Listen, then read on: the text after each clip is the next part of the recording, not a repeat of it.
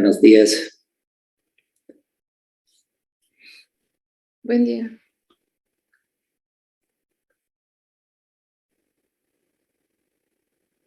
Buenos días. Bienvenidos. Vamos a esperar a sus compañeros un ratito.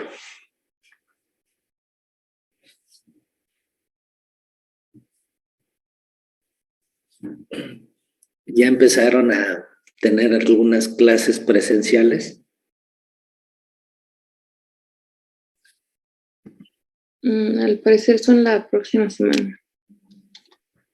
Ok. ¿Ustedes no se conocen entre sí en persona?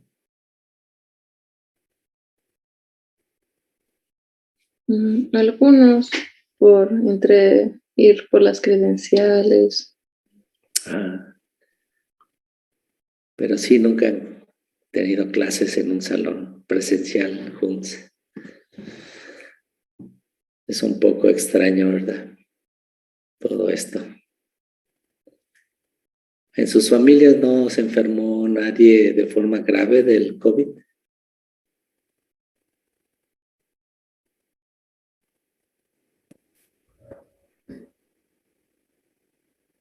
¿O de aquí de San Luis, en San Luis Potosí o fuera?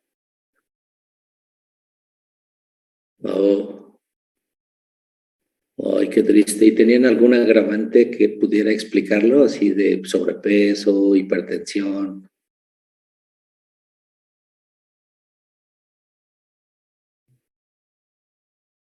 Sí, ok, hipertensión.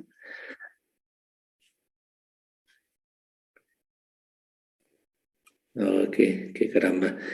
Y si eran hombres también, eso es un agravante porque se mueren el doble de hombres que de mujeres. ¿Quién sabe por qué? Y de los demás, ¿a todos les ha ido bien en la pandemia en ese sentido?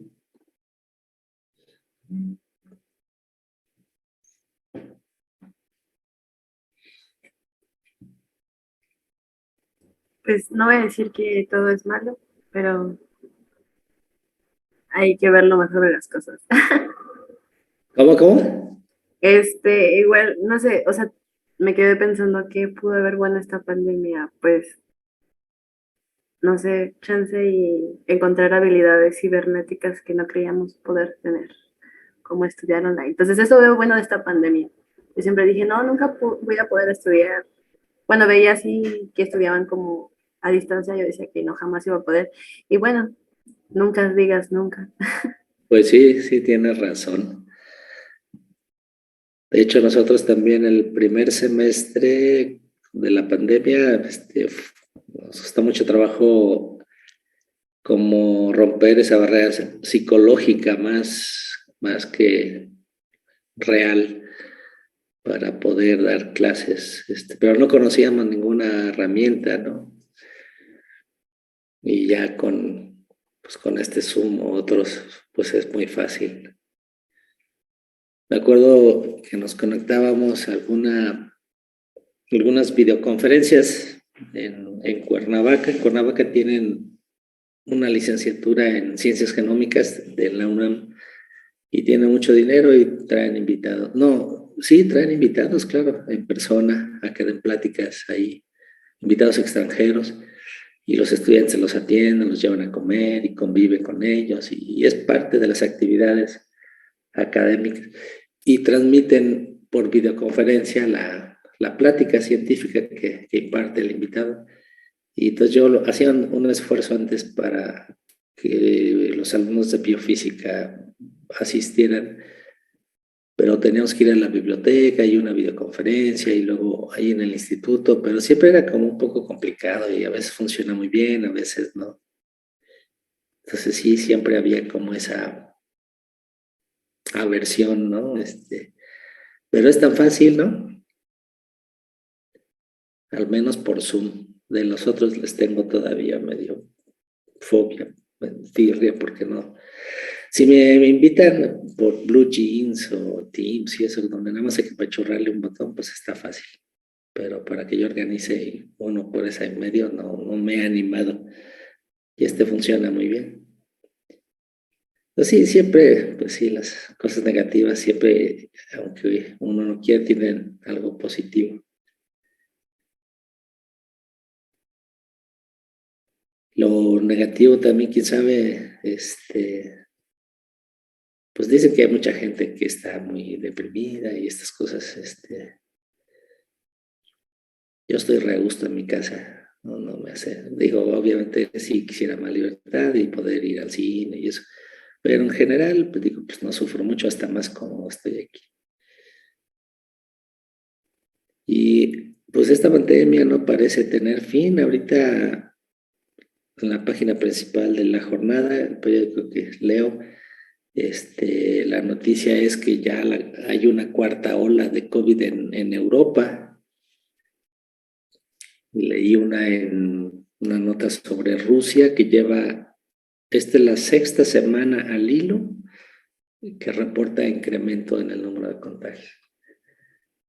Y entonces se pensaba que ya estaba controlado. Y pero pues sí, parece que es bastante complicado. Es complicado en parte porque mucha gente no se quiere vacunar y eso echa a perder pues, muchas estrategias. Pero bueno, pues sí, hay que seguir teniendo cuidado. Ahora que empiezan las clases presenciales, pues si pueden llevarse una careta mejor. Hay unas caretas que venden que se doblan. No solo el cubrebocas, sino una careta que les tape pues, los ojos también. Asegurarse de que esté ventilado el salón, llévense una chamarra, etc.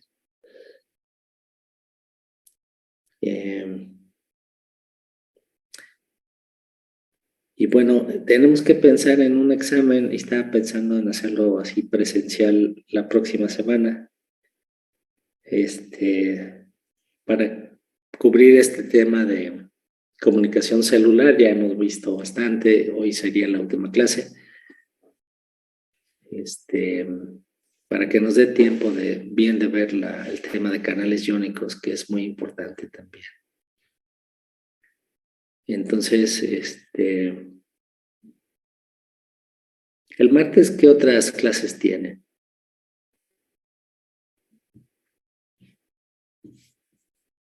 Bueno, al menos para los que llevamos las materias del semestre, tenemos cálculo después de su clase. Ok.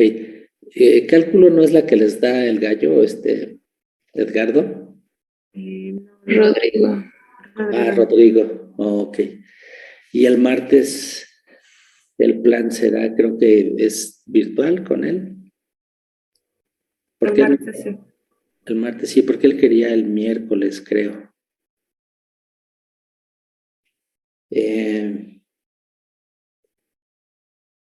O lo podríamos hacer el jueves, porque parece que el jueves iban a tener también clases presenciales, ¿no? Sí, con Pedro. Ezequiel. Y entonces, ¿creen que sería mejor tenerlo el jueves en el salón que nos toque? Pedro sería antes, a nosotros nos toca el jueves de 10 a 11:30. ¿Con Pedro a qué hora les toca? Nos toca de 8 a 10, pero le había enviado un correo y me mencionó que tenía como planeado de 10:30 a 11:30. Entonces no sé si habría que ponerse de acuerdo. Ah, qué caray. Sí. O igual hacer el examen antes y después la clase, pero Bueno, ¿saben qué? Una limitante que estaba yo olvidando y que ustedes no deben olvidar es que, pues sí, como regla, un lineamiento general por parte de la universidad es que las clases no excedan 1 hora. Entonces solo puede ser 1 hora. Entonces el examen sería igual, ¿no? O sea, 1 hora. Pues sí, tendría que ser 1 hora.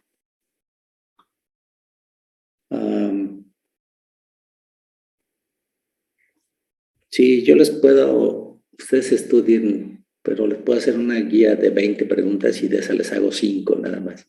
Y ya con 5, pues en 1 hora creo que es bastante factible.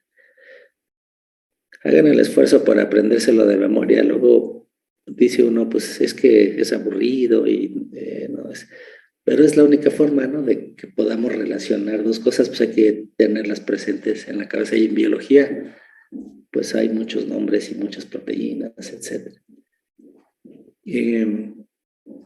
Ahora tenemos en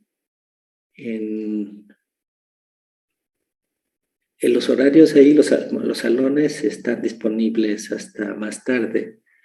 Inclusive podría, si Pedro ya tiene ese horario y ustedes no tienen nada después de él, podríamos. ¿Cuándo? ¿El jueves? Espérame, pero Pedro les va a dar, Pedro Ezequiel, creo que quiere usar mi horario de 10 a 10 y media, 11 y media.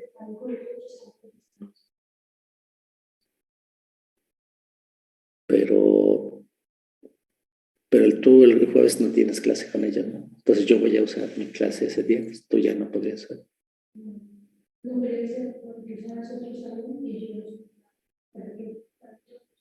Ah, gracias. Sí, para que no acceder el... Ah, pues, sí. Ok. ¿Ustedes tienen alguna clase después, alguna otra clase el jueves, presencial o no? Se supone que tenemos física, pero ese día nos la da síncrona Said. No sé, a lo mejor tiene algo que hacer a esa hora. Ah, ok, perfecto. Pues entonces podemos planear el examen para el jueves. Y ya la hora exacta, voy a ver si peleo con Pedro porque me regrese mi horario. Nada más en esta ocasión para el examen.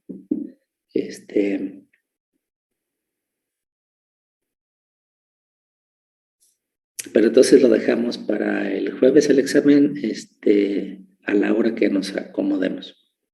¿Les parece bien? Sí, está bien. Y tendríamos que ajustarnos a 1 hora.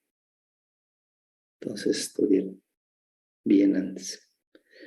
Y como les digo, es mucha información, pero pues si leen el libro ese de Molecular Biology of the Cell, ahí viene todo. Bueno, vamos a pasar la lista. Profe, disculpe. Sí. ¿Y si nos daría el temario esta vez también? Hagan de cuenta que no, para que ustedes estudien por su cuenta, porque si no, los estoy mal acostumbrando. Cuando vean con Alfredo Méndez, él tiene muy buena memoria y habla, tiene mucha labia. Entonces ustedes tienen que aprender a organizar la información y a seleccionarla. Y porque si se acostumbran a que los lleven de la manita, yo espero que sí me dé tiempo, pero no sé cuándo.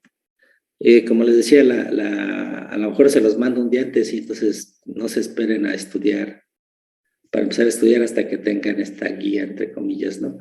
Voy a hacer mi intención, pero eso depende de la vida real, es hacerles una guía de unas 20 preguntas y de ahí escojo 5 para el examen real. Bueno, vamos a pasar la lista. Ávila López Dante. Presente, profesor. Gracias. Benítez Cardoso Efraín. Ahí está, sí, gracias. Presente, maestro. Aquí estoy. Sí, perfecto, gracias. Ahí te rasuraste. Sí, un poco. Ya no te reconocía. Campos Mendoza. Presente, buenos días. Buenos días, ya te vi, gracias. Cárdenas Meléndez Andrea. Presente, buenos días. Buenos días, ahí estás, gracias. Duarte Puente Andrea. Presente, buenos días. Buenos días, ahí estás también. Enríquez Trujillo Brandon. Hernández Torres Miriam. Presente. Ahí te veo, sí, gracias. Hurtado Álvarez, Alondra.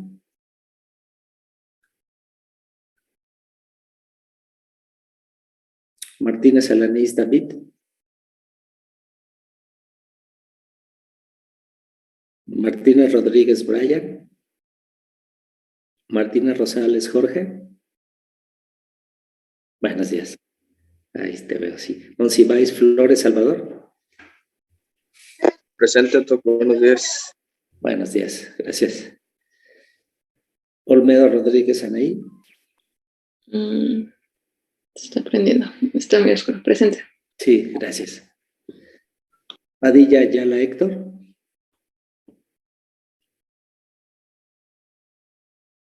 Quiroz Hernández, Mitzi. Presente, doctor. Gracias, sí. Rodríguez Palomo, Valeria. No, perdón, antes, Rodríguez Gallegos, Sergio. Perdón.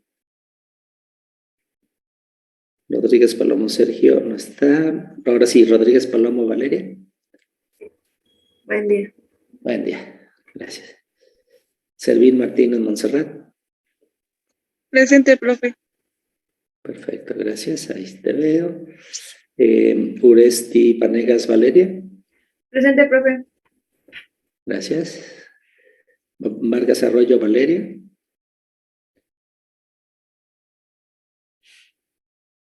Y Zavala Rivera Areli.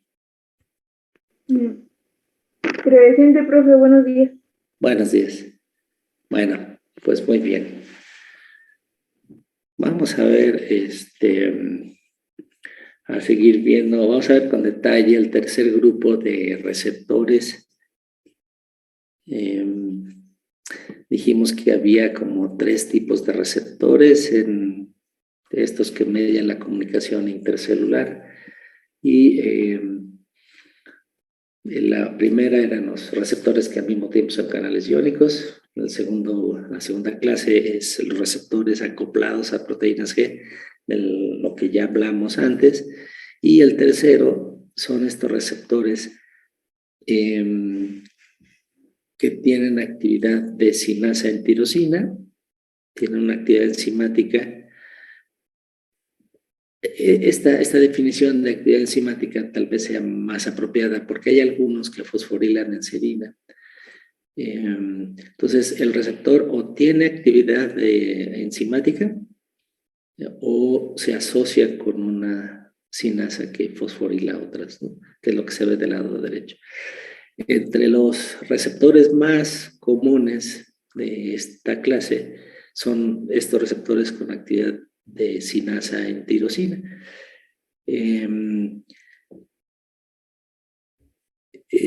Tienen estos receptores una cavidad que une al ligando del lado externo de la membrana. Tienen un solo segmento transmembranal y tienen un dominio interno de sinasa, un dominio catalítico capaz de fosforilar proteínas, ¿no? A ver, déjenme ver quién es Areli Zavala. Okay.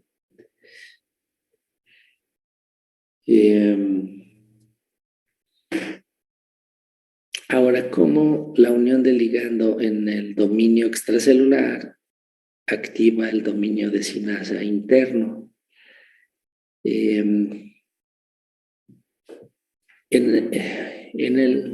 Bueno, se propone que, o se ha demostrado experimentalmente, que el receptor inactivo existe como monómero, mientras que después de activarse se organiza en dímeros. En dímeros en donde dos unidades del receptor se acercan mucho entre sí y esto permite la fosforilación de un receptor por el otro. Entonces, el dominio catalítico en realidad, pues se activa acercándolo al sustrato, ¿no? Y la lista de ligandos es muy grande. Ahorita les voy a mostrar una tabla, pero todos los factores de crecimiento, que son, aquí les muestro 3, funcionan de esta manera. Entonces, este ligando es Vascular Endothelial Growth Factor, factor de crecimiento vascular, el factor de crecimiento neural, el factor de crecimiento epidérmico, y hay muchos factores de crecimiento. La lista es bastante larga. Y todos funcionan de esta manera. La forma en que se induce el dímero varía. Este que les muestro es un ejemplo en donde el ligando en sí es un dímero. Entonces una bolita une un monómero, otra bolita al otro, y entonces esto lleva al acercamiento de 2 unidades del receptor. Y entonces se fosforilan uno al otro. Miren, este es una lista un poquito más grande de la molécula señal. En la primera columna del ligando, y en medio está el receptor, y a la derecha, en la tercera columna, las respuestas representativas, ¿no? Algunas. Por ejemplo, el primero en la lista es el factor de crecimiento epidérmico. Activa a un receptor y esto permite que la célula sobreviva, crezca, prolifere o se diferencie. Entonces, las respuestas son muchas y en ocasiones contradictorias. Por ejemplo, la proliferación y la diferenciación son respuestas opuestas, ¿no? O una célula o prolifera o se diferencia, no puede hacer ambas. Pero dependiendo del tipo celular y del receptor, no se da una respuesta o la otra. Noten que tanto los ligandos como los receptores se listan como familias. Entonces, el factor de crecimiento epidérmico es un péptido, es una proteína chiquita, pocos aminoácidos, pero no es un solo péptido sencillo, sino que es una familia de péptidos muy parecidos entre sí, pero diferentes, ¿no? También el receptor se lista como familia, porque hay varios miembros. Son varios receptores que se parecen. La insulina, que se secreta después de cada comida en las personas normales, pero no en los diabéticos, o al menos en una clase de diabéticos, pues tiene su receptor. El receptor de insulina pertenece a esta clase. Hay un receptor de una sustancia parecida a la insulina, receptores al NGF, al factor de crecimiento neural, que ya hemos hablado, se llaman receptores TRAC, receptores a PDF. El PDF es el factor de crecimiento plaquetario, derivado de plaquetas, etcétera, ¿no? Receptores al factor de crecimiento fibroblástico, factor de crecimiento vascular. Y el último les puse un asterisco rojo para hacer notar que aunque la mayoría de los ligandos son, en este caso, péptidos producidos en una célula y liberados al medio externo, en muchas ocasiones la molécula señal, el ligando, se localiza en la membrana plasmática de una célula, de la célula que lo produjo. Este es el caso para la efrina. La efrina es una molécula señal que se produce y se inserta en la membrana plasmática. Entonces va a activar a sus receptores correspondientes localizados en una célula vecina. Estos se ha visto que participan en la angiogénesis, que es la formación de vasos sanguíneos, y también en la migración y extensión de los axones. Entonces, durante el desarrollo embrionario, pues tiene que haber un cableado de nuestro cuerpo y los axones se tienen que extender en una dirección, pero no en otra, y la activación de los receptores a efedrina es una guía fuerte para decir por aquí sí, por acá no. Bueno.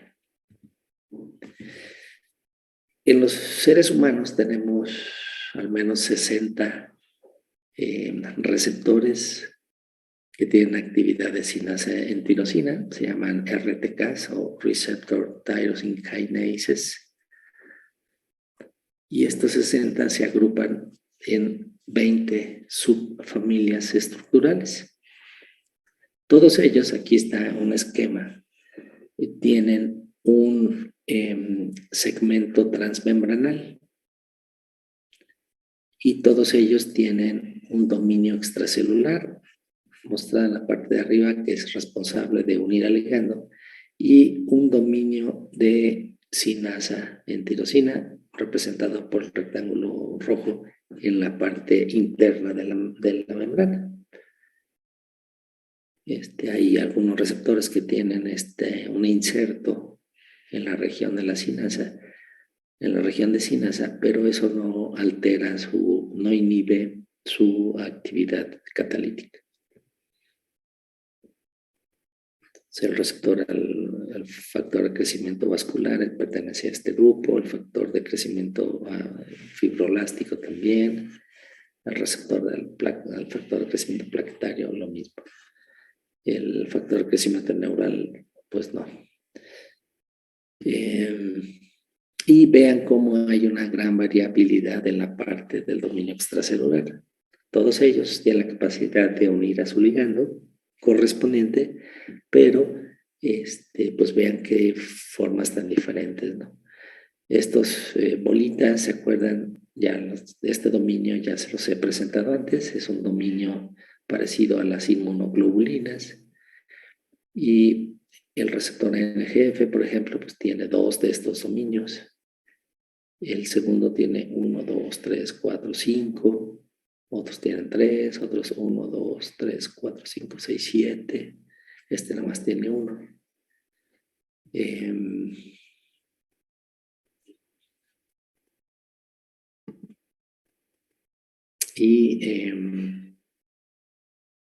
Bueno, vean el receptor de insulina.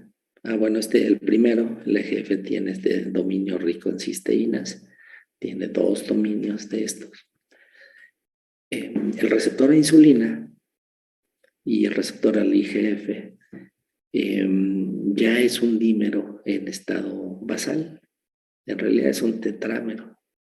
Tiene 2 subunidades transmembranales y 2 subunidades totalmente extracelulares, unidas entre sí por puentes disulfuro. Obviamente, en ausencia de insulina, este receptor no emite señales intracelulares, y cuando se pega la insulina, entonces estos dominios internos se activan. La respuesta celular a la activación de la insulina es la inserción de transportadores de glucosa que normalmente en estado basal están localizados en vesículas intracelulares, y cuando se activa el receptor de insulina, estas vesículas se fusionan, se activa el receptor y hay una serie de eventos intermedios, y el resultado final, la respuesta celular, es que estas vesículas que contienen al transportador de glucosa se inserten en la membrana plasmática, se fusione con la membrana, incorporando los transportadores en esta estructura.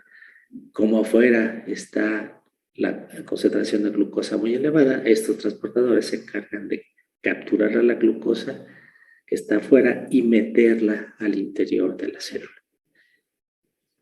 Entonces, y gente que es incapaz de montar esta respuesta, pues es diabética, tiene unos niveles de azúcar elevados en la sangre, porque las células, principalmente son células de las que tenemos más, de células musculares, células de adipocitos, son las que principalmente capturan la mayor parte de la glucosa que se genera cuando comemos y luego el cuerpo absorbe este nutriente. Bueno, ¿alguna pregunta hasta aquí?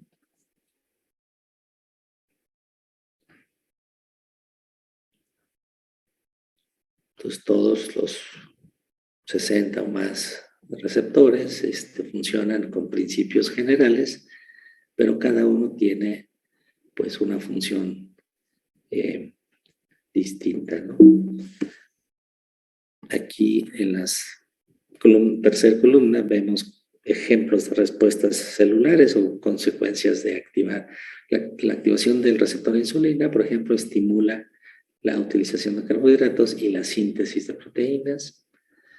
El IGF estimula crecimiento y sobrevivencia. Todas las respuestas celulares estimulan la proliferación, el FGF. Entonces, pues hay un número grande de respuestas. Bueno, entonces, esto es lo que les comenté hace rato. Digamos, en estado inactivo, los receptores, este tipo de receptores están como monómeros. Y cuando se une el ligando, estos receptores se dimerizan y se transautofosforilan. Antes nada más se decía que se autofosforilan, pero eso es un poco confuso. Por ejemplo, el receptor de la izquierda aquí no se fosforila a sí mismo, sino que fosforila al de la derecha. Y la unidad de la derecha, la subunidad de la derecha, bueno, en este caso un complejo, fosforila al de la izquierda. Uno fosforila al otro. Hay dos tipos de fosforilaciones importantes. La primera es en un dominio de sinasa y la fosforilación de este residuo aumenta la capacidad catalítica de la sinasa, de tal manera que ahora fosforila en muchos otros sitios al receptor. Y también el de la derecha, pues le regresa el favor al de la izquierda. ¿Cuál es la relevancia de esta fosforilación? Bueno, pues que generan superficies sobre las cuales se van a unir diversas proteínas. Vean aquí, digamos, en la fosforilación de hasta arriba, permite que la proteína 1 se reclute a ese sitio, ¿no? En medio la proteína 2 y hasta abajo la 3. Y este orden en el que están mostrados es real, digamos. Al sitio donde se une la proteína 1 no se pueden unir ni la proteína 2 ni la 3.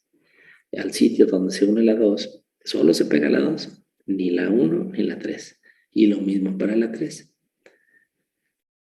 Entonces, estas proteínas tienen un dominio que permite unirse a una tirosina fosforilada y tiene además otros factores que resultan en esta especificidad tan bonita. ¿Sí? Los residuos que rodean a la tirosina fosforilada son fundamentales para que se pegue la proteína o no. Y bueno, en este caso que les estoy mostrando, estos complejos proteicos se ensamblan sobre el receptor. Pero hay otros casos, como es el receptor de insulina, en donde el receptor recluta a una proteína, en este caso se llama IRS1, significa Insulin Receptor Substrate 1. Entonces es un sustrato de la actividad sinasa del receptor a insulina. Entonces todas estas bolitas amarillas que tiene este IRS1 se las pegó el receptor a la insulina. Y este IRS1 funciona como una proteína a la que se van a reclutar otras proteínas, ¿no? Entonces, este es el común, la formación de complejos proteicos, o sea, la activación de estos receptores lleva a la formación de complejos proteicos en la membrana plasmática, y estos complejos, de ahí va a emanar la señal intracelular. Y siempre es así, bastante interesante. El receptor AEGF, que fue en el que trabajó el señor Stanley Cohen, el que vimos que falleció el año pasado y que dedicó su vida al estudio de este receptor, se activa por un mecanismo ligeramente diferente. Se ha estudiado a fondo y por eso se sabe. En condiciones basales también existe como monómero. Cuando el EGF se une a la parte, al dominio extracelular, entonces se induce un cambio conformacional interno. No es la actividad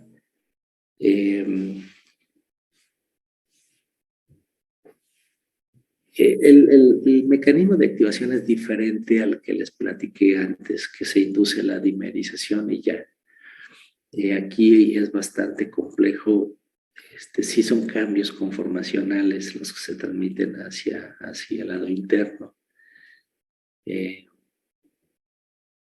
Son finezas, pero bueno, pues como se ha estudiado a fondo, se conoce, ¿no?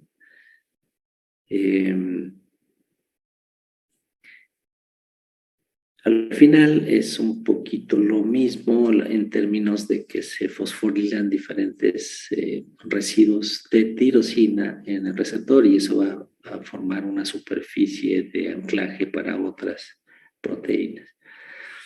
Esta forma de funcionar, en especial de la primera clase de ligandos que inducen la dimerización del receptor, permite el diseño de unas mutantes dominantes negativas, así se conoce. Entonces, una mutante dominante negativa es una mutante que no solo no funciona como la proteína silvestre o nativa o la original, sino que además tiene la capacidad de inhibir la función de la proteína normal. Entonces, en este caso es como muy fácil de entender porque si expresamos en la célula una proteína que no tiene una tirosina necesaria para la actividad, entonces cuando se dimerice, bueno, entonces si no tiene la tirosina, no va a poder funcionar las sinasas, incluidas las de sinasas en tirosina, requieren que en el sitio catalítico se fosforilen para mostrar su potencial fosforilante, ¿no? Aumenta la actividad catalítica. Como no tiene esa tirosina, pues no va a poder mostrar esa actividad. Pero no solo eso, o sea, no solo no va a funcionar como debe, sino que cuando se dimeriza con un monómero normal, que sí tiene su dominio, su tirosina, pues no va a pasar nada, porque aunque el de la izquierda funciona bien, el de la derecha no tiene la tirosina en donde la fosforila. Y el de la derecha no puede fosforilar al de la izquierda porque no tiene actividad catalítica. Entonces, al final, la forma mutante está secuestrando al normal, impidiendo que se asocie con otra subunidad normal y se genere la señal como debe. Y si nosotros en una célula encontramos la manera de expresar una cantidad suficiente de esta mutante, pues vamos a inhibir la función de la proteína normal y vamos a ver pues, las consecuencias fisiológicas, ¿no? Entonces, estas dominantes negativas, cuando se pueden diseñar, pues es muy bonito y es un reactivo muy útil en el laboratorio. Pero cuando todo sale bien, tenemos dos monómeros normales, pues ya dijimos que se dimerizan. Este no es el único mecanismo por el que se puede dimerizar, hay otros, pero este es el más sencillo. Y dijimos que ahí pues se forma un complejo de señalización con varias proteínas y cada una de estas proteínas, la 1, la 2 y la 3, van a señalizar, van a emitir la señal intracelular. Y son vías diferentes, cada proteína va a activar una vía diferente. Este es un ejemplo concreto del receptor al factor de crecimiento plaquetario o derivado de plaquetas. Aquí tenemos la tirosina 740, la tirosina 751. Se fosforila también en la tirosina 771, en la 1009 y en la 1021. Como pueden ver, en las primeras dos tirosinas se une la subunidad reguladora de la PI3 quinasa o sinasa. Si se acuerdan, esta proteína ya la hemos visto.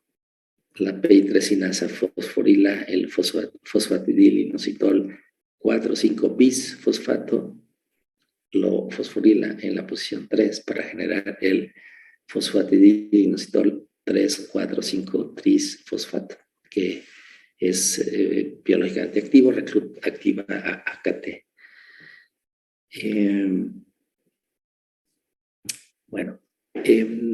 Dijimos que la PI3 sinasa está formado por dos unidades, una catalítica y una reguladora. La catalítica es lo que hace lo que acabo de decir, y la reguladora permite la unión al receptor.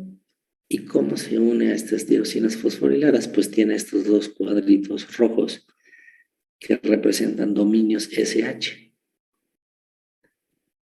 Dijimos antes que el dominio SH2 es el dominio de Sark Homology Domain 2. Se llama Sark Homology Domain porque se identificó por primera vez en la proteína sinasa Sark y pues se le dio ese nombre y después se vio que es un dominio que está presente en muchas otras proteínas. Entonces, la unidad reguladora tiene dos dominios SH2, cada uno se une a una tirosina fosforilada. Y algo más, porque esta proteína no se une en la posición que no le corresponde, a pesar de que haya una tirosina fosforilada. En la posición 2, digamos, la proteína que se une a tirosina 771 cuando es una proteína activadora de GTPase, que también tiene su cuadrito rojo, o sea que representa, es uno de los dos dominios que sirven para unir a tirosinas fosforiladas.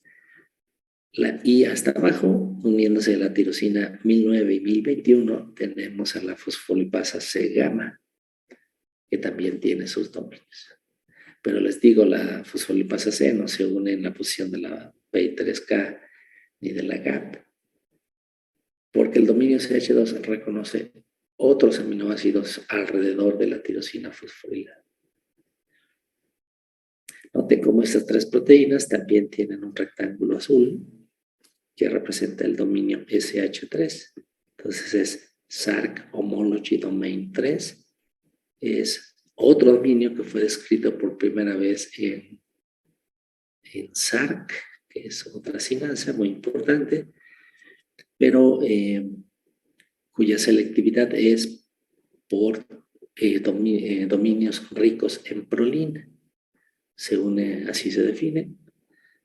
No dice cuántas prolinas deben estar presentes o qué tan grande debe ser la secuencia.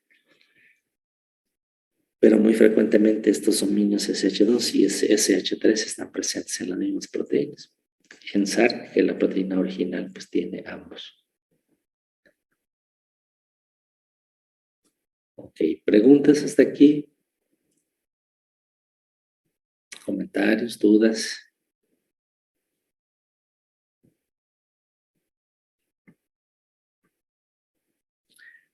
Bueno, este es lo que les comentaba, digamos, el dominio SH2 tiene una cavidad naranja, pintada aquí de naranja, en donde embona perfectamente la tirosina fosforilada. La tirosina es la Y y la P pues, representa el fosfato, el PO4, un fósforo y los oxígenos. Entonces, el dominio SH2 es capaz de unir a la fosfotirosina y también a un lado tenemos otra cavidad representada aquí en amarilla, donde se une a otro aminoácido. Entonces, en este caso es isoleucina. Y entonces, este dominio SH2 va a unir a una tirosina fosforilada siempre y cuando a un lado tenga una isoleucina. Si no, no se va a unir. Entonces, esto explica un poquito la especificidad de unión de las diferentes proteínas por las diferentes tirosinas fosforiladas. Aquí está representado de una manera tal vez un poquito más didáctica. Tenemos una cavidad en donde va a embonar la tirosina fosforilada o la fosfotirosina. Esto es constante, está presente en todos los dominios SH2. Y hay otra cavidad que es variable, que va a unir a la cadena lateral de algún aminoácido específico. Entonces, diferentes proteínas tienen o hay diferentes dominios SH2 que varían en esta parte, en la cavidad para unir a un aminoácido en particular, siempre combinado con la cavidad de la unión a fosfotirosina. Y este dominio está en muchas proteínas. Ahí dice abajo, se inserta en otras proteínas sin perturbar su estructura. Es una cosa, es un dominio que se organiza estructuralmente de forma independiente de lo que le rodea. Y está en muchas proteínas, pero eso implica que el DNA, la recombinación o el brinco de un lado a otro es a nivel del DNA, no a nivel de los aminoácidos de las proteínas. Bueno, entonces, hasta aquí es una cosa que les quería platicar el día de hoy. Es muy importante. Hay muchas vías activadas por estos receptores con actividad de sinasa en tirosina. Hay muchas otras de las, bueno, entre estas vías están todos los factores de crecimiento que mencionamos. Es una lista muy larga. Y cada una, acuérdense, en realidad son familias, tanto a nivel del receptor como a nivel del ligando.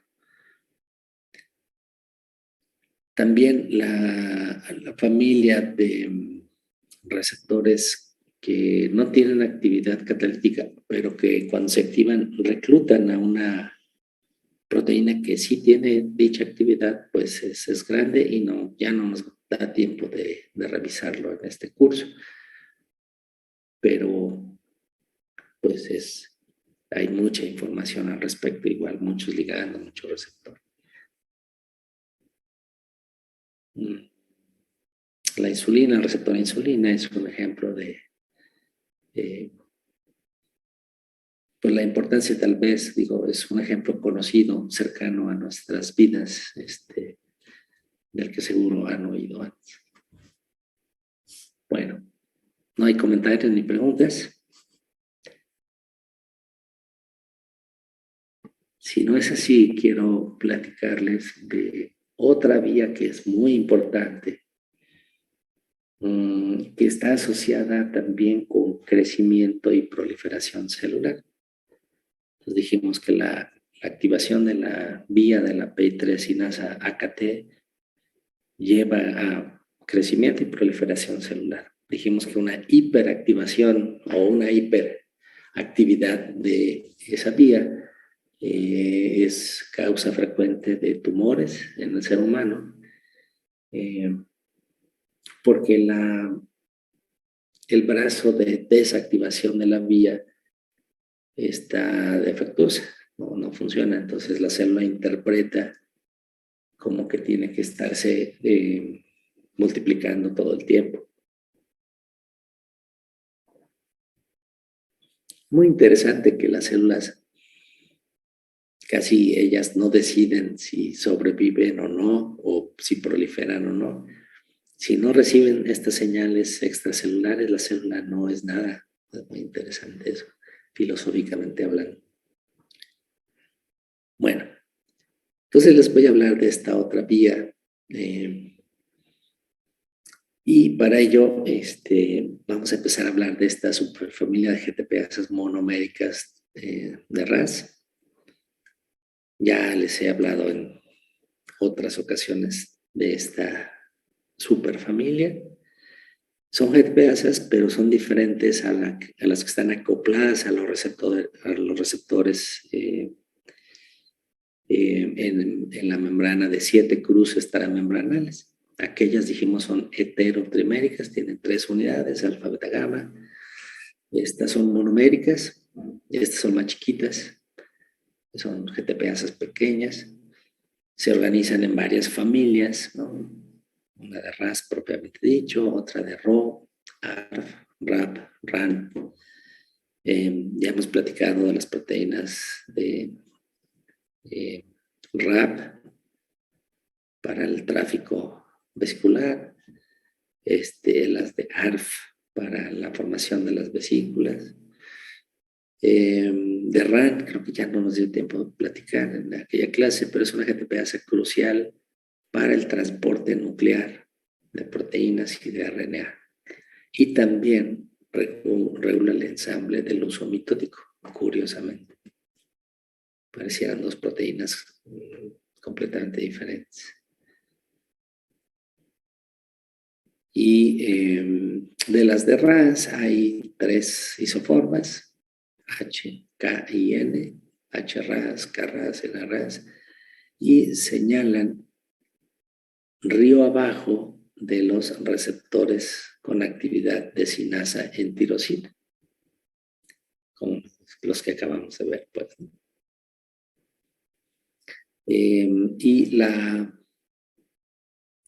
Acuérdense que todas las GTPasas, incluidas estas, se desactivan ellas mismas al hidrolizar el GTP. Si se hidroliza el GTP, se libera un fosfato y se queda con GDP. Entonces hay residuos críticos en las GTPasas que si están cambiados, la GTPasa pierde la capacidad de hidrolizar el GTP. Y entonces se queda permanentemente con GTP, simulando pues el estado activo, y eso hoy señaliza proliferación y formación de tumores. No es bueno. En esta familia de RAS también está una que se llama REP, que activa TOR, es muy importante. Hay otra que se llama RAP. Las de RO regulan el citoesqueleto. Es RO, RAC, CDC42. Esta regulan el citoesqueleto cuando reciben señales de receptores de membrana. Bueno. Un modelo muy útil en la investigación para el establecimiento de esta vía de RAS fue el ojo o la mosca Drosophila melanogaster, es la mosca de la fruta, una mosca chiquita que da mucha lata cuando tenemos fruta madura en casa. Estas moscas tienen lo que se llama un ojo compuesto. Cada ojo, este es el ojo de la mosca, está formado por unidades llamadas omatillas, como 800 de estas bolitas o polígonos más bien. Y cada omatilla tiene una lente, es como un lente individual. Cada unidad tiene un lente que enfoca la luz en la base, en donde hay 8 células fotorreceptoras. Son tiene una agudeza visual tremenda. Entonces aquí está la representación. Son 8 células.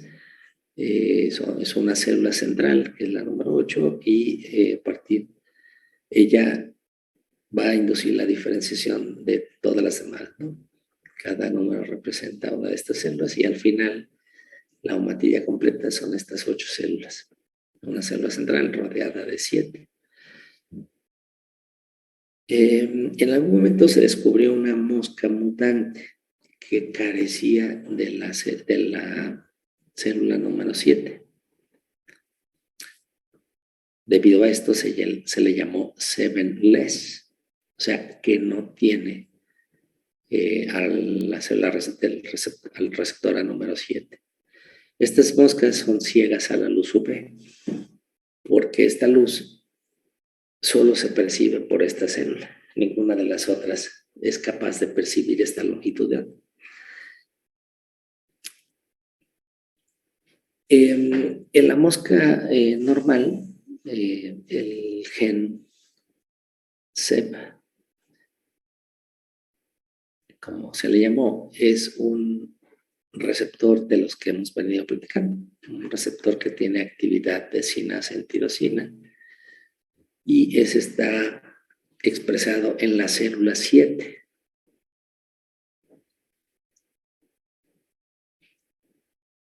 En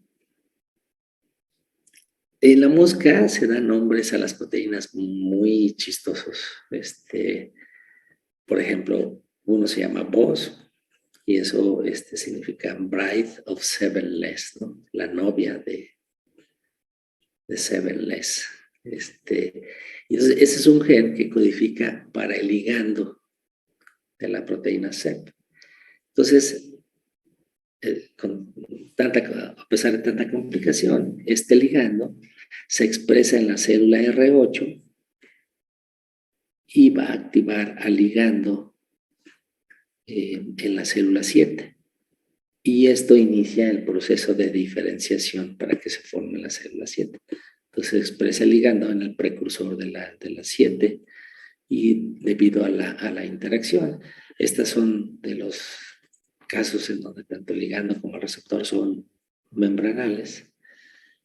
Entonces, si todo sale bien, pues se forma la célula 7, ¿no? Si el ligando BOS está en la célula 8, cerca queda una célula con el receptor CEP, y cuando se activa, pues se diferencia.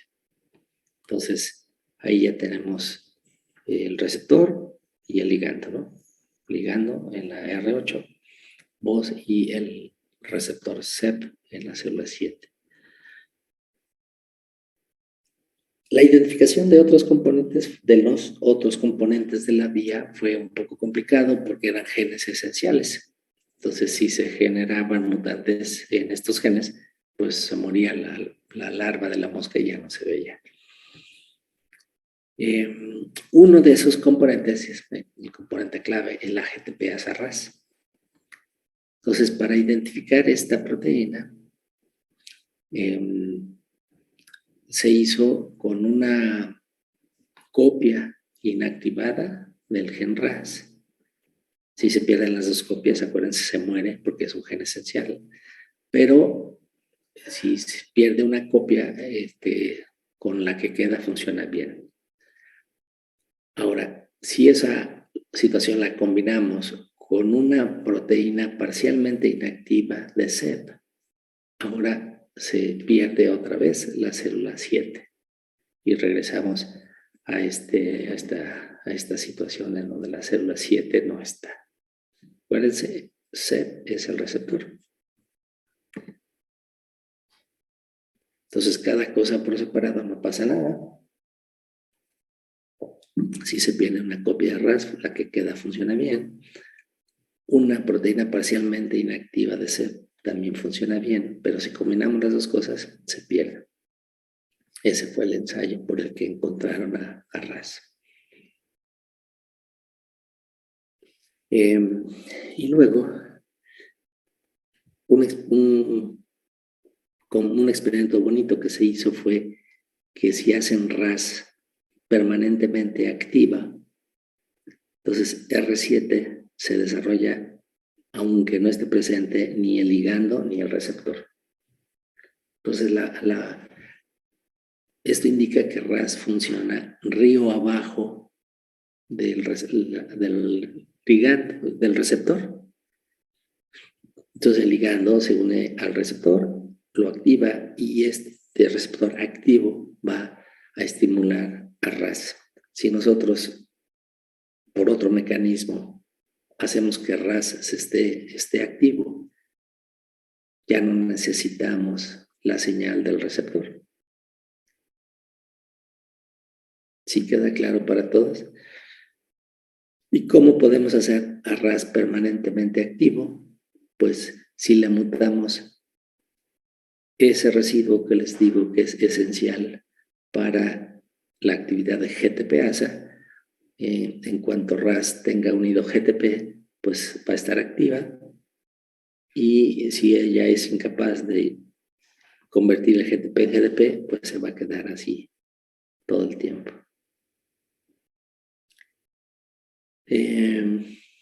Bueno, entonces en la vía, otro gen que se descubrió tiene el nombre folclórico de Son of Sevenless, ¿no? El hijo de Sevenless. Y ese es un RAS, es un GEF para RAS. ¿Alguien me puede decir lo que era un GEF? Que lo repasamos la vez pasada, la vez anterior y que pues, se los voy a preguntar en el examen. De forma general, ¿qué es lo que hace un GEF en una GTPasa? Un intercambiador de nucleótidos de guanina. Ese es el nombre. ¿Y cuál es su función? Pues intercambiar nucleótidos de guanina. ¿Cuál por cuál?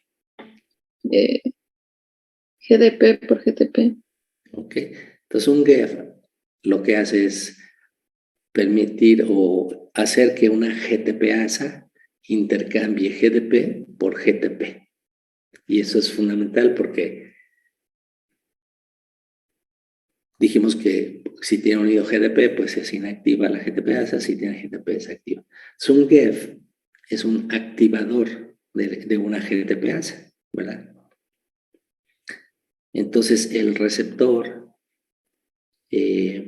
no activa directamente a RAS, sino que es a través de un GEF. Bueno, una tercera proteína es una proteína que se llamó DARC. Se pronuncia como si hubiese una A después de la D.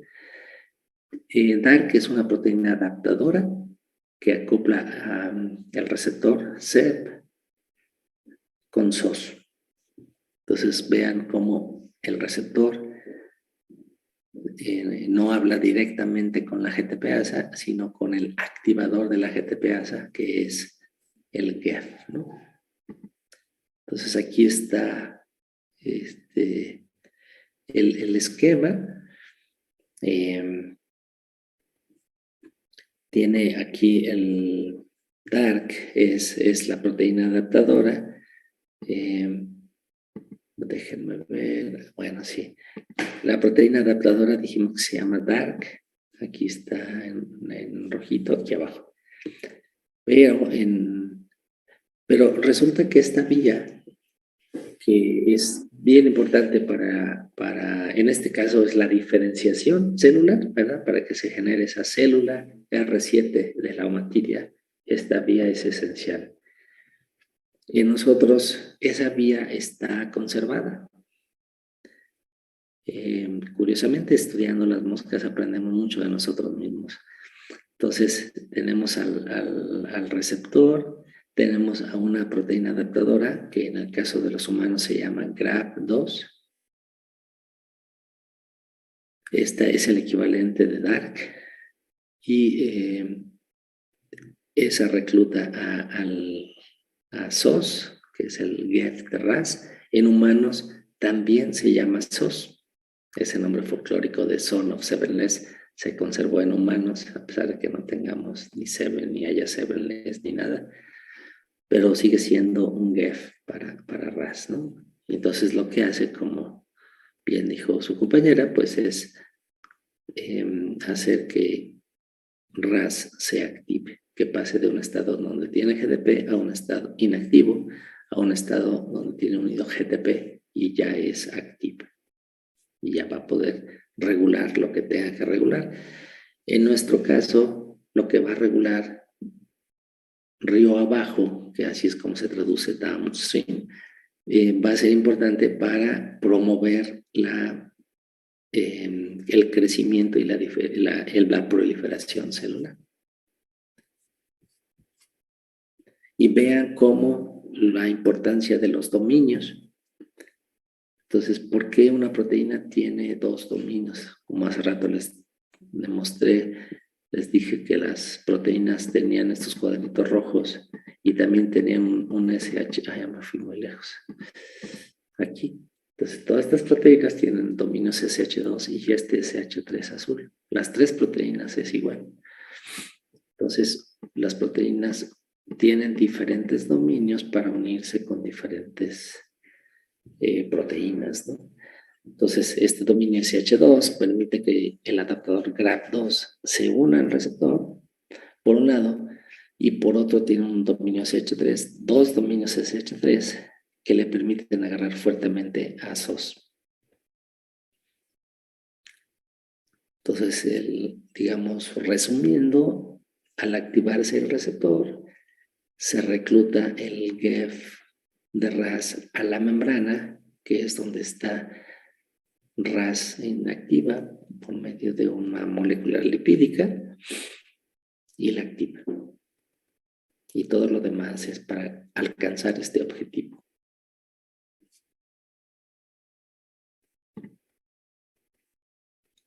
Entonces, les decía, ya se los dije. La proteína adaptadora en humanos se llama GRAP2 en lugar de DARC. El RAS-GAP también se llama igual, SOS. Y bueno, pues SOS activa RAS como buen GEF que es, ¿no? Ahora RAS se activa también por otros mecanismos.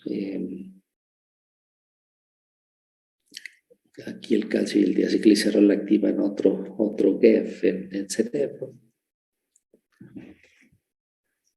Ay, perdón. Y si se acuerdan, calcio y diacilglicerol se generan cuando se activa la fosfolipasa C por un receptor acoplado a proteínas G. Entonces RAS puede ser activado por esa vía de receptores acoplados a proteínas G o por esta vía de receptores con actividad de sinasa en tirosina. Entonces ya empieza a haber un crosstalk, empieza a ser evidente cómo se entrecruzan o cómo las diferentes vías de señalización se pueden hablar entre sí. Ahora, ¿cómo es que RAS estimula la proliferación celular? Bueno, pues ahí está la respuesta en ese recuadro azul, apúntenlo por favor. RAS lo que hace es activar el módulo de proteína sinasa activada por mitógenos. Coloquialmente, la MAP sinasa.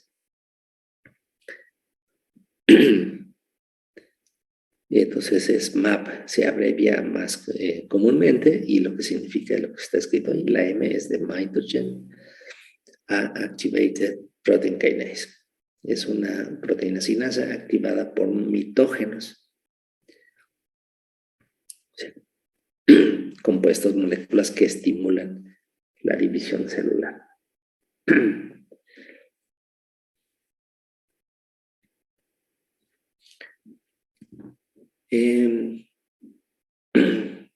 Para estudiar los detalles de la activación de RAS, se diseñó esta técnica biofísica por excelencia, que se llama FRET.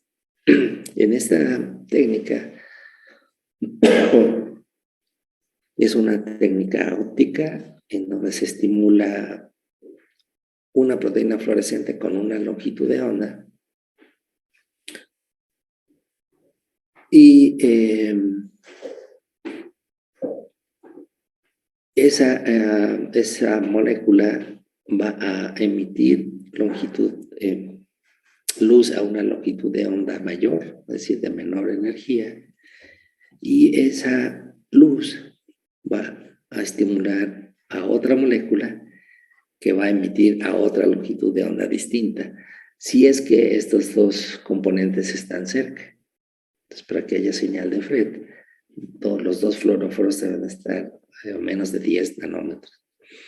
Entonces, el experimento implica estimular con luz de onda 476 y ver si se genera luz a 617. Hay que tener los filtros y el equipo apropiado.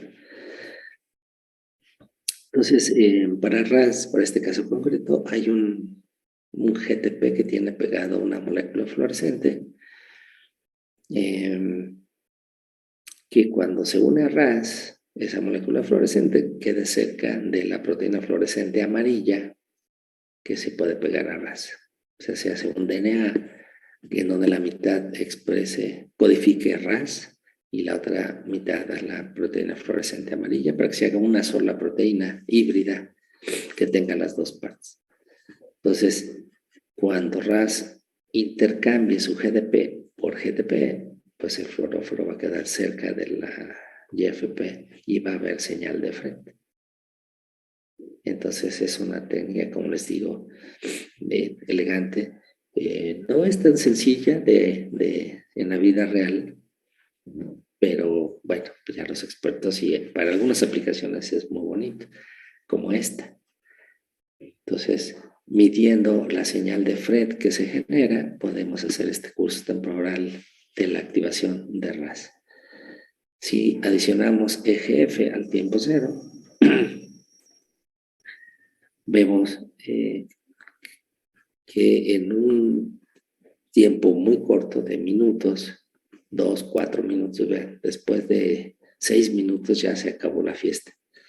Entonces ponemos el EGF y rápidamente vemos cómo el número de moléculas de RAS activadas se aumenta, alcanza un máximo y baja, ¿no? Entonces, pues fue una sorpresa para los investigadores ver este curso temporal porque pues la diferenciación o la proliferación celular son procesos biológicos que toman horas, toman mucho más tiempo. Entonces, ¿cómo entonces una señal que ocurre así puntualmente a tiempos cortos puede tener influencia en los procesos a más largo plazo? Y pues bueno, la respuesta es que esta RAS va a activar una cascada de fosforilaciones que tiene 3 niveles. Aquí están en colores. Primeramente, RAS con GTP activa, estimula la actividad de una proteína que se llama RAF. Y esta sinasa va a fosforilar a una segunda sinasa que llamamos MEC, y esa va a su vez a fosforilar a la tercera y última sinasa que se llama ERK, la cual va a fosforilar a numerosos sustratos y a regular así su función. ERK es o la cinasa original, que se llama MAP cinasa. La cinasa que la fosforila, pues se llama MAP cinasa cinasa o cinasa de la MAP cinasa. Y la cinasa que la fosforila, pues es una cinasa de la MAP cinasa. Entonces son 3 niveles, una con una K, otra con 2 Ks y otra con 3 Ks.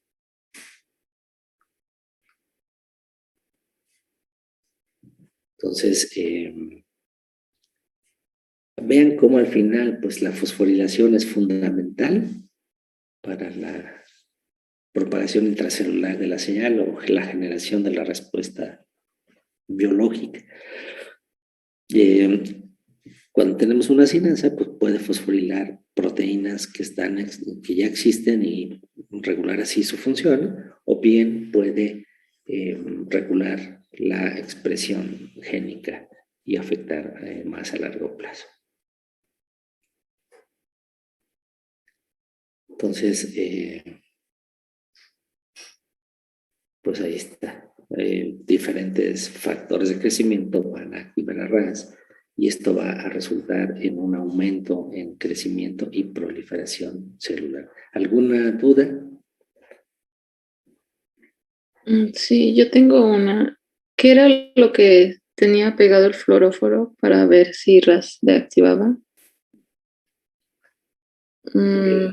Tenemos a GTP pegado a un fluoróforo Ok. rojo y tenemos a la proteína fluorescente amarilla unida a RAS. Entonces lo que se hace en el sistema es estimular con una longitud de onda que estimule la fluorescente amarilla. Esta va a emitir luz y esa luz es en una longitud de onda apropiada para estimular el fluoróforo que está unido a GTP. Y ya ese fluoróforo va a emitir luz a otra longitud de onda. Entonces, el experimento nada más es estimular con una longitud de onda y registrar a otra mucho más grande. Y si vemos registro, pues quiere decir que se activó RAS. Si no vemos señal, pues no se activó. O lo que realmente pasa, que primero sí se ve señal y después ya no, que es lo que se ilustra aquí en este. ¿Sí quedó claro, Ana? Sí, es que me quedo pensando, o sea, esta luz es la que nos ayuda a determinar el tiempo que está activa y cómo se va activando, ¿no? Entonces, también me preguntaba como qué otras condiciones o, no sé, procesos se pueden llevar a cabo como para que deje de brillar, ¿no? Los fluoróforos. Sí, mientras estos, digamos que para que se dé la señal de FRET, estos dos fluoróforos deben estar cerca, ¿no? Entonces, si unimos lo que ya sabemos de cómo funcionan las GTPases, pues sabemos que este GTP va a durar poco tiempo. Entonces, al hidrolizarse el GTP, se va ese fosfato con este fluoróforo y ya no va a quedar cerca de la YFP y por lo tanto la señal de FRET ya no se va a dar. Por eso tenemos esta disminución en la señal de FRET a tiempos pues, realmente cortos. Sí, eso sí entendí. O sea, estaba pensando más bien si no se daba como el otro caso del blanqueamiento, pero ese era con luz ultravioleta. El blanqueamiento se da siempre. O sea, si uno, siempre que uno ve una molécula fluorescente, pues la única forma de verla es estimularla con una longitud de onda, con luz. Y al verla la estamos destruyendo. Entonces es una cuestión poblacional y hay compuestos que hacen el proceso más lento, pero en todos los casos si uno deja el láser prendido, eventualmente va a fotoblanquear todo. Entonces eso siempre va a ser aplicable, siempre hay que tener cuidado de dar pulsos de luz y cerrar el controlador para que el láser no esté incidiendo todo el tiempo en la muestra. Sí, sí, o sea, más bien es eso, o sea, quería ver si no había alguna otra razón que no fuera la inactivación por la cual ya no estemos viendo este resultado de fluorescencia, ¿no? Claro, sí, no, pues cuando uno hace experimentos, esa forma de pensar tuya, eso es lo que es lo correcto, ¿no?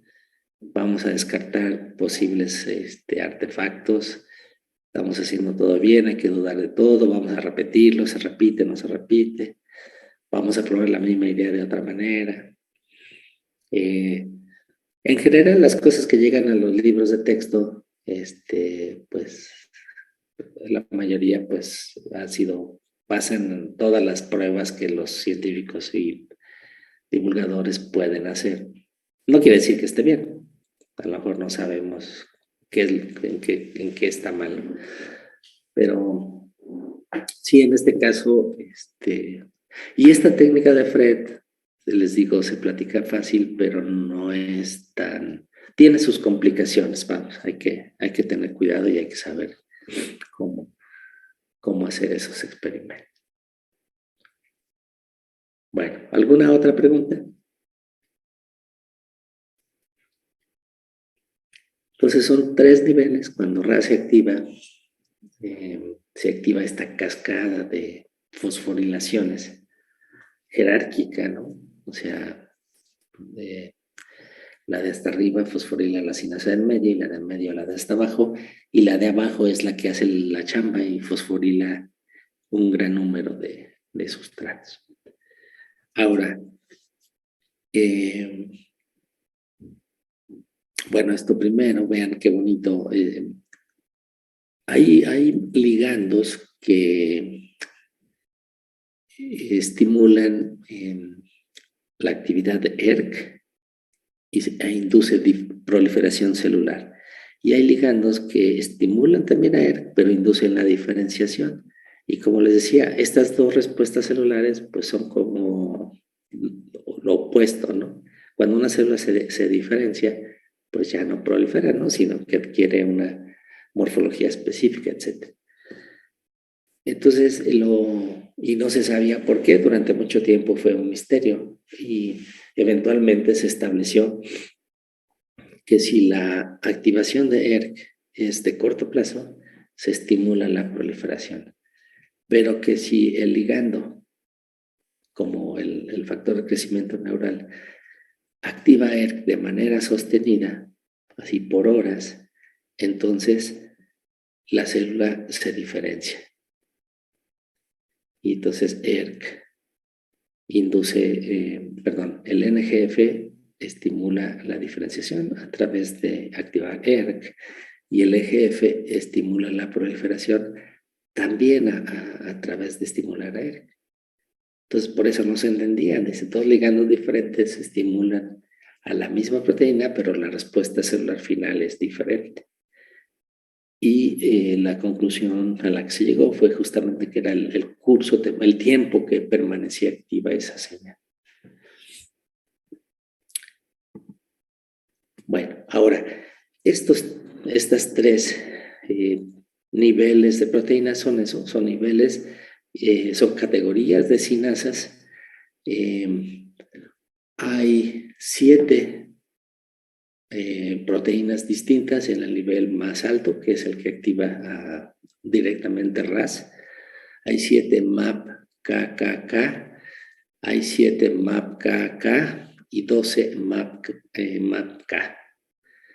Entonces, hay mucha especificidad. Por ejemplo, esta JONK o JNK y P38 pertenecen a la categoría inferior, más inferior, y se activan por estreses como luz UV, choque calórico, choque osmótico. Y hay otra ERK por excelencia señaliza a proliferación celular. Entonces, ¿cómo se mantiene la especificidad? Como un estímulo que estimula la proliferación no estimula a estas sinasas. Y la respuesta a eso es que se organizan de esta manera.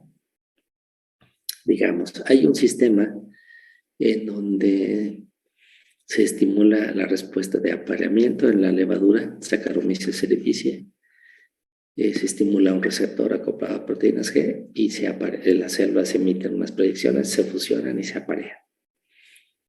Pero si ponemos a y es a través de activar una combinación de sinasas de las que estamos hablando. Pero hay un sensor de osmolaridad que lo que hace es, la respuesta celular es la síntesis de glicerol. Entonces vean cómo, inclusive aquí, la primer sinasa, la superior, es la misma. Bueno, perdón, la respuesta entonces está en que las sinasas de los tres niveles se mantienen juntas a través y separadas de todas las demás al unirse a una proteína de andamio o scaffold.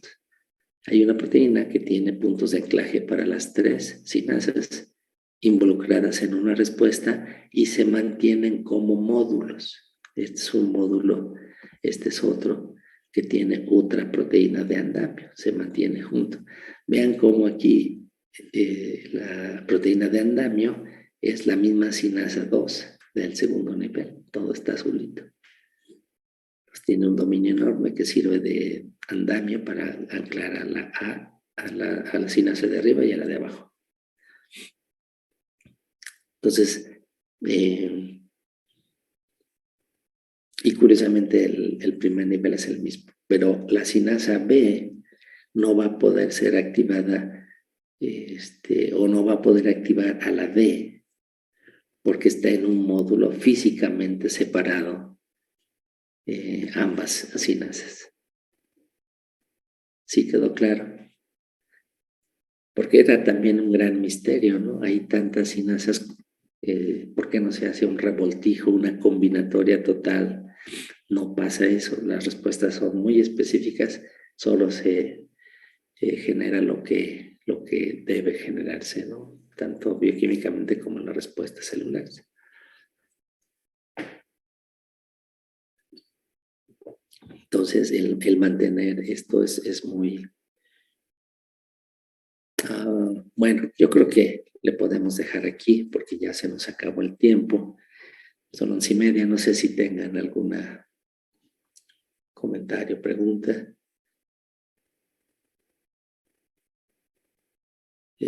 Bueno, entonces les digo, hay muchísima información de comunicación intercelular y podríamos ir hablando mucho al respecto, pero al menos ya tienen una idea de diferentes ejemplos de este tema. Profe, perdón. Sí. Bueno, nada más unas diapositivas atrás. Hablaba acerca del factor de crecimiento. ¿Cómo es que produce la diferenciación celular? O bueno, no sé si lo mencionó y no. Era más adelante, perdón. Creo que fue al principio la tabla. Ahí, esa. Atrás. Esa. Y habla acerca de la diferenciación. Sí. Aquí dice que se diferencian a neuronas. Digamos que aquí no hablamos de los mecanismos específicos, pero la pregunta a lo mejor es por qué el NGF no estimula la proliferación como lo hace EGF, si también estimula a ERK. En ambos casos, ambos factores de crecimiento estimulan a ERK, pero uno estimula la proliferación y otro la diferenciación. Y entonces la respuesta es que aquí abajo el NGF activa a ERK y lo hace de forma constante, sostenida por varias horas, mientras que el otro es a corto plazo. Aquí no sabemos cuáles son los mecanismos, ¿no? Pero, digamos, ERK es una sinasa que va a fosforilar muchos sustratos y como les decía, creo que aquí, ¿no? Entonces, ERK va a fosforilar proteínas que ya existen y a regular su función para arriba o para abajo, y también puede regular la transcripción de genes e inducir la expresión de otras proteínas. Entonces es la combinación de todo esto que es bastante complejo, No sé si era lo que me preguntabas, la respuesta sencilla del curso temporal, pues eso es lo que nos interesaba en este momento, y ya los detalles específicos de cómo induce la diferenciación, pues eso no sabemos nada al respecto, ¿no? Ahorita. Y bueno, eso es, ahorita es el de la Drosophila melanogaster o también es en humanos. No, esto es más bien en humanos. Y eso sucede durante, o sea, cuando un recién nacido o también está sucediendo en estos momentos, o sea, que se puedan diferenciar a neuronas. Sí, Ciertas células. digamos de forma fisiológica es durante el desarrollo embrionario. NGF fue el factor que vimos que descubrió, bueno, los efectos Rita Levi Montalcini, y ya el bioquímico Stanley Cohen fue quien lo purificó y vio que lo identificó molecularmente. Y les decía que durante el desarrollo embrionario, en muchas áreas del cerebro, se generan como el doble de neuronas de las que van a sobrevivir en el adulto. Y esto da libertad para que se hagan las conexiones y haya suficientes neuronas. Y ya las que sobran, después de hacer el trabajo de cableado, pues se mueren y no hay daño alguno, ¿no? Ahora, el NGF se empieza a producir hasta que se hace el cableado. O sea, se hace el cableado y en ese momento se empieza a producir el NGF y bueno, en esa historia que yo me sé y se hacen dependientes. Aquí en realidad no sé a qué modelo se refiere. El que yo les platico es el de la inervación de las células musculares del músculo estriado por motoneuronas de la médula espinal. Pero el NGF es muy importante a nivel del sistema nervioso central. Entonces seguro que en algún lado es importante para la diferenciación. Entonces, sí, entonces la respuesta corta es que principalmente en el desarrollo embrionario, claro, en el laboratorio podemos reproducirlo cuando queramos, y ya si se produce en el adulto neuronas o no, pues desde ahí hay que empezar ya ven que las neuronas son células diferenciadas, en principio no se reemplazan, como las del oído, si perdemos, pues ahí nos quedamos sordos, pero hay una neurogénesis limitada en algunas partes del cerebro, del olfato y eso, pero muy limitado. Entonces, en realidad, este proceso es principalmente durante el desarrollo embrionario o muy temprano, ¿no? Después del nacimiento. ¿Sale? Sí, maestro. Gracias. Sí, pues de qué. Bueno, entonces quedamos que hacemos el examen el jueves, ¿verdad? Para los que llegaron tarde. Y va a ser presencial, vamos a tener 1 hora, va a ser allá en nuestro salón. Ya nos ponemos bien de acuerdo el martes. ¿Quién llegó tarde para ponerles asistencia? Porque dejé entrar a varios, pero ya no